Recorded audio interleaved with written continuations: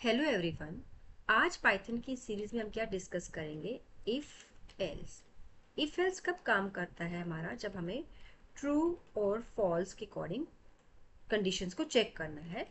If else हमें decision making करने में क्या करता है? हेल्प करता है। एग्जाम्पल पे हम देखते हैं। फॉर एग्जाम्पल, जैसे मान लीजिए आज खाना बनाने का मन नहीं कर रहा आपका, या हमारा मेरा खाना बनाने का मन नहीं कर रहा है, तो हम क्या करेंगे? बाहर से उस खाने को क्या करेंगे? बाय करेंगे। बट उसके लिए हमारे पास क्या होना चाहिए? पैसे होने चाहिए, मनी होना चाहिए। इफ अगर मेरे पास पैसे हैं या आपके पास पैसे हैं तो आप फूड को बाहर से बाय कर सकते हैं। अदरवाइज हम क्या करेंगे? घर पे ही वो खाना बनाएंगे, राइट? तो इस एक एग्जाम्पल और लेते हैं। लेट सपोज मुझे एज चेक करना है स्टूडेंट का, कि वो वोटिंग के लिए क्या है, एलिजिबल है या नहीं है।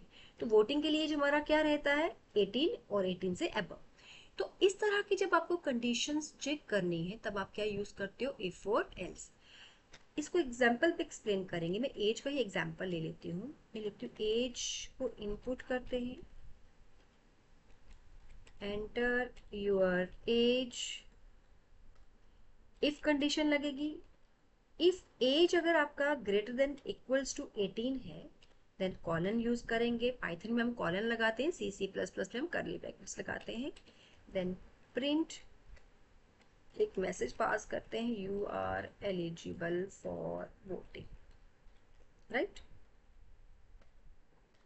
देन हम क्या यूज करेंगे? Else part. Again colon use. देखो, जैसे मैं कॉलन लगा के एंटर करती हूँ तो कर्सर मेरा बीच में आता है, तो आपको इसी से, इसी प्लेस से इसको स्टार्ट करना है। आपको कहीं पे भी आगे पीछे मूव नहीं करना है, इफ के लिए भी और एल्स के लिए भी, राइट? देन प्रिंट, हम यहाँ लिखेंगे you are not eligible. Clear? Else में कभी भी कंडीशन आपकी नहीं लगाई जाती है। अब इसको एग्जीक्यूट करते हैं। राइट क्लिक करके मैं इसको पाइथन फाइल टर्मिनल पे रन करती हूँ।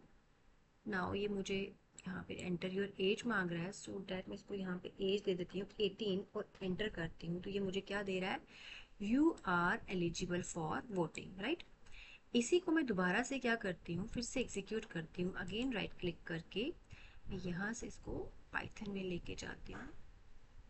यहाँ पे मान लीजिए मैं 12 देती हूँ, तो देन यहाँ पे क्या बोल रहा है? You are not eligible.